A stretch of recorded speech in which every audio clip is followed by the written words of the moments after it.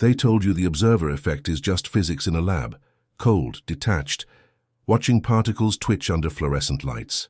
But here's the contrarian twist. The real pain isn't in the experiment, it's in your life. You've been taught that reality is fixed, heavy, already written. Yet every time you observe yourself, your thoughts, your frequency, you shift the script. The problem? Most people stare at the loudest signal, fear, doubt, distraction. They mistake volume for truth. And so life feels static, repetitive, looping. What if you could see beneath the noise? What if the hidden truth behind shifting frequencies wasn't mystical, but practical? Not about chasing highs, but learning to tune, match, and anchor the subtle, dominant signal that's been whispering all along. Stay with me, because once you grasp this, your reality stops being background static. It becomes music. The room is quiet. You breathe in, and in that silence, something extraordinary happens. Your simple act of noticing is shaping the very frequency of your life. Not later, not someday. Right now, you've been told watching is passive, that observing is neutral. But here's the contrarian truth. Your observation is never neutral. It's participatory. It's creative. It's the very brush that paints the canvas you stand upon. Scientists in quantum physics noticed this in experiments. Particles behave differently when measured. On-screen observer effect metaphor. This is not a mystical claim. It's a metaphor grounded in real physics. The moment attention is directed, the field shifts. In your life, the same principle applies. What you focus on is not silent. It sings. Here's the myth you've inherited. Attention is passive, a spotlight shining but never touching. The reframe, your attention is a tuning fork. Strike it and the whole room vibrates. Strike it often enough and coherence forms. Think of the last time you noticed only your flaws. That one off note in your voice. That one mistake in your work. What happened? A resonance formed around failure. That became the loudest signal.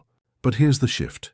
When you choose deliberately to notice patterns of possibility, even faint, the dominant signal reorganizes. Possibility becomes coherence. Coherence becomes frequency. So the triad begins here. Tune, match, anchor. Tuning begins with what you choose to observe. Micro practice. Let's test it right now. Close your eyes if you can. Breathe in slowly once, twice.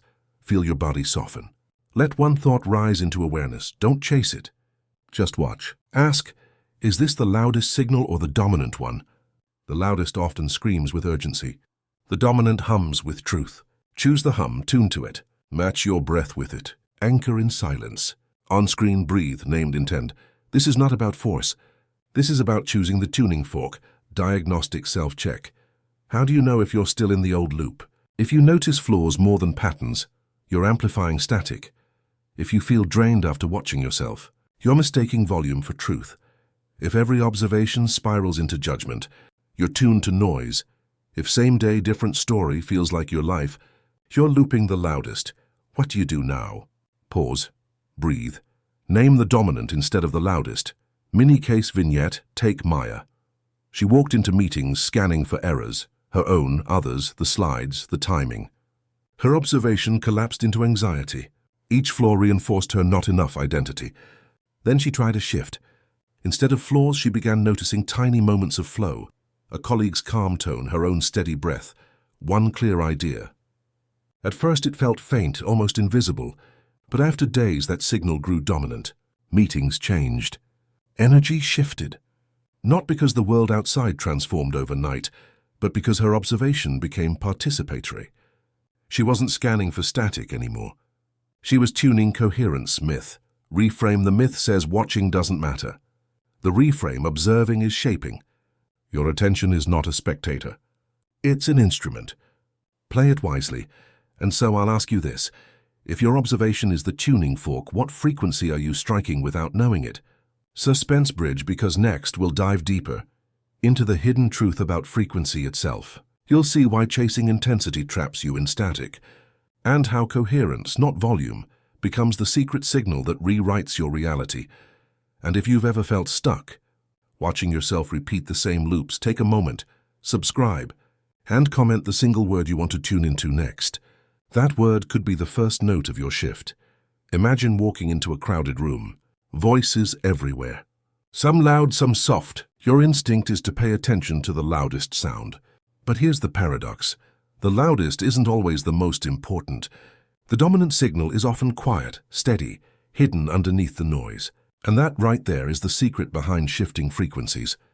You've been taught to equate frequency with volume. Louder music means more energy. Stronger force means more impact. But that's a myth. The truth is coherence. A faint but consistent signal can shape the whole field. Think of a radio. Static screams, but you turn the dial until you find the station. It's softer at first, yet far clearer. Here's the claim: frequency is coherence, not hype. In physics, frequency means cycles per second. On-screen, frequency sets in cycles, metaphor. As a metaphor, coherence is the steady rhythm that holds reality together. When your attention aligns with that rhythm, life moves in stability. Example: scrolling social media for an hour. Loud, stimulating, intense, but notice the aftermath. You feel drained, scattered, brittle. Now compare with 5 minutes of silent focus, reading, sketching, or just breathing. It's quiet, but you emerge stronger, steadier. Loud drained you. Coherent restored you. So do this instead. Stop chasing intensity. Begin amplifying coherence. Search for the undertone beneath the distractions. That undertone, your dominant signal, is the one shaping your trajectory. Micro-practice. Close your eyes if you can. Take one slow inhale. Feel the air rise through your chest. Exhale gently. Now recall a moment of deep calm in your past. A sunrise, a warm laugh, a still pause. Let it surface. Notice how subtle it feels compared to daily noise. Now place your awareness on that frequency. Don't force it. Just notice. Ask yourself, does this feel faint but coherent? Can I carry this undertone now, even here? Stay with it. Let your body remember. This is coherence diagnostic self-check. How do you know if you're chasing noise instead of coherence? If you leave activities feeling scattered, you've tuned to static. If you crave ever louder experiences just to feel alive, you're stuck in volume. If you struggle to sustain focus, the dominant signal isn't set. If stillness feels unbearable, you're addicted to noise. What to do? Pause. Choose undertones, not outbursts. Mini-case vignette. Consider Daniel. His mornings began with blaring news and endless notifications. By midday, he felt pulled in every direction. His frequency was loud, fragmented, incoherent. One morning, he tried a shift. Instead of blasting information, he sat quietly with tea. 5 minutes. No screens, no noise. He thought it was too small to matter. But within a week, his focus sharpened. His days felt anchored. Meetings flowed with clarity. That faint moment of coherence in the morning set the dominant frequency for the day. The loudest had been replaced by the dominant. Myth, reframe. The myth says, bigger, louder, faster equals better. The reframe, steady, coherent, consistent equals power. Loud signals collapse. Dominant signals sustain. Suspense bridge. And here's where it gets more personal. Because next you'll discover that the identity you hold, the I am you repeat, determines which frequency collapses into reality. In other words, you're not just observing the field, you're becoming the signal. Picture yourself standing before a mirror, not the glass one in your room, the inner mirror of identity. Every thought, every label, every I am you've whispered is reflected back. And here's the twist. What you see isn't neutral. The identity you claim becomes the frequency you collapse into. You've been told your identity is fixed. You're anxious or lucky or creative, stamped, permanent, already defined. But here's the reframe. Identity is not a prison. It's a broadcast. It's a signal you send into the field and the field answers back. Claim, identity directs perception. Example, if you hold the identity I'm always late, you'll notice clocks, delays, excuses. Observation collapses into lateness. But if you shift the frame to I'm tuning into rhythm, your perception adjusts. The field collapses differently. This is the observer effect as metaphor. Again, not a literal claim, but a poetic map. In physics, observation shapes particle behavior. Here, your chosen identity shapes the behaviors you notice, amplify, and repeat. On-screen identity, observation, collapse. So do this instead. When you catch yourself using identity labels, reframe them into tuning language. Instead of I'm unlucky, say I'm tuning into synchronicity. Instead of I'm anxious, say I'm tuning into calm. The act of naming shifts the tuning fork. Micro practice pause with me. Close your eyes. Inhale deeply. Exhale slowly. Bring to mind one label you've carried. Maybe it's I'm too sensitive. Maybe it's I can't focus. Let it rise. Now with your breath steady, replace it. I'm tuning into sensitivity as intuition, or I'm tuning into focus as flow. Whisper it quietly so your body hears. Let your breath be the anchor. Feel the shift. Diagnostic self-check. How do you know if you're collapsing into an old identity? If your inner talk begins with I am always, that's a loop. If you collect evidence only to confirm the label, you're narrowing perception. If opportunities appear but you dismiss them with, that's not me, the identity is rigid. If change feels threatening, not exciting, you're welded to the old signal. What to do? Pause, breathe, reframe the I am into I'm tuning into, mini-case vignette. Consider Layla. She carried the story. I'm not a leader. Every meeting reinforced it. She avoided speaking up, dismissed her own insights, and left the table convinced of her label. One day she tried the identity reframe. Instead of repeating not a leader, she whispered, I'm tuning into guidance. She didn't transform overnight, but slowly she observed moments where guidance flowed, a suggestion that saved time, a question that clarified. People began to notice. Leadership wasn't forced.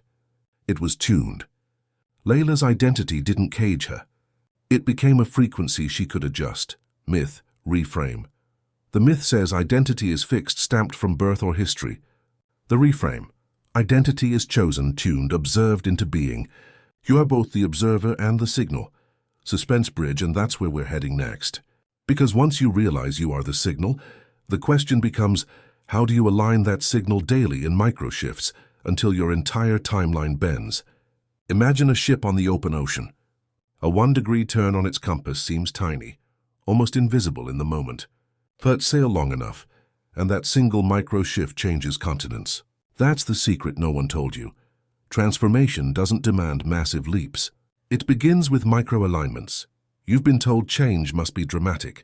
New job, new city, total overhaul. But here's the contrarian truth. The field responds more to consistency than spectacle. Small repeated shifts ripple outward until the whole frequency reorganizes. Claim, small alignments beat massive leaps. Example, a compass turns 1 degree and an entirely different shore appears. Myth, you need to reinvent overnight. Reframe, daily micro-alignments carry more power than once-in-a-decade resets. Think of your morning. If the first act is grabbing your phone, you've tuned to static before you've even breathed. That's 1 degree off. But if you start with silence, with intention, with a steady anchor, that shift carries all day. So do this instead. Choose 1 micro-alignment per day. 1 breath. 1 pause. 1 deliberate focus. These tiny acts accumulate into coherence. Micro-practice, close your eyes if you can. Take a slow inhale. Let your shoulders drop as you exhale. Now scan your body. Detect 1 small tension. Jaw, neck, shoulders? Just notice. Now adjust, relax that 1 place by 1%. Tiny, subtle. Anchor with your next breath. Inhale, exhale. That's 1 micro shift. Stay here for a few breaths. Feel how something so small changes your entire state. Detect, adjust, anchor. That's the triad. Diagnostic self-check. How do you know you're missing micro-alignments? If your day feels hijacked before breakfast, your compass is uncalibrated. If you wait for perfect conditions, you're addicted to big leaps. If small wins feel meaningless, you're overlooking frequency shifts. If you can't track progress, you've skipped the anchor step. What to do? Practice 1 degree shifts daily, anchored in breath. Mini-case vignette, take a run. He thought transformation meant quitting his job, moving countries, chasing something new. But every big leap collapsed under its own weight. He felt stuck. Then he tried micro-alignment. Each morning, instead of doom-scrolling, he wrote 1 intention word on paper. Just 1. At first, nothing seemed different. But after weeks, patterns shifted. His tone in meetings softened. His focus sharpened. Opportunities aligned. Aaron didn't leap continents. He adjusted 1 degree, and that adjustment steered his entire trajectory. Myth. Reframe. The myth says, only giant steps create change. The reframe 1-degree shifts, repeated and anchored. Alter timelines, suspense bridge. So here's the question. If one micro shift today can ripple for months, what cascade could unfold in the next 24 hours? That's where we're going next. 24-hour challenge. Here's your challenge. In the next 24 hours, choose one micro alignment. It could be 1 minute of silence before speaking, 1 breath before replying, 1 word of intention before moving. Track the ripple. Watch how small coherence grows dominant. Picture a choir. One voice begins shaky and uncertain, then another joins, then another. Soon the voices blend and something happens. Resonance. A single note that might have been lost becomes amplified, sustained, undeniable. That's the secret most overlook. Your observation doesn't just shift you. It multiplies when witnessed together. You've been taught shifting frequencies is a solo practice. Meditation alone. Journals alone. Silence alone. But here's the reframe. The field amplifies with company. Collective attention creates a dominant signal stronger than any single voice. Claim observation multiplies in groups. Example. Choirs synchronize breath, their hearts even beat in rhythm. Myth, your shifts are private, hidden. Reframe. Your shifts ripple outward when shared and the ripple comes back amplified. Think of meditating alone. Calm, yes. But meditate with others and the room changes. Breath synchronizes. Silence deepens. The dominant signal of coherence becomes undeniable. So do this instead.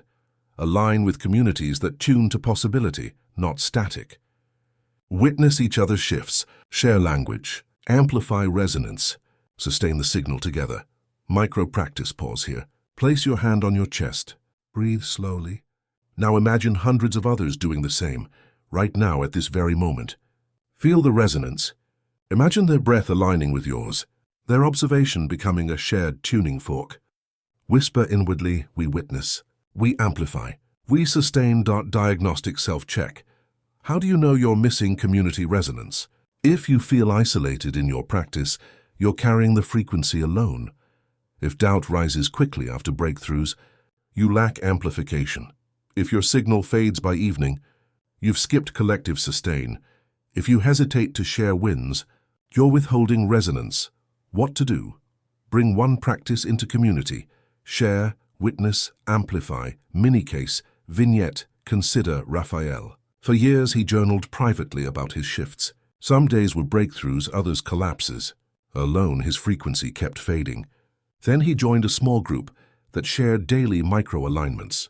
He posted 1 word each night, sometimes calm, sometimes focus. Within weeks, the act of sharing amplified his practice. Others reflected back what they witnessed in him. His shifts stabilized. The dominant signal was no longer just his, it was collective. Myth reframe. The myth says you have to do it all alone. The reframe. Community coherence is the amplifier. Witnessing multiplies the dominant signal until it becomes unshakable. Suspense bridge. And so the next reveal isn't another chapter. It's your life. Because what you tune, match, and anchor with others will become the music you live inside. But our challenge. Here's your final challenge. In the next 24 hours, share your dominant signal word with this community. Type it in the comments. Speak it aloud to a friend. Write it where others can see. 1 word, 1 signal. That word is your tuning fork. When we witness each other, the field amplifies community close. Because you're not just an observer anymore. You're a signal carrier. And together, we are the choir. The static doesn't stand a chance.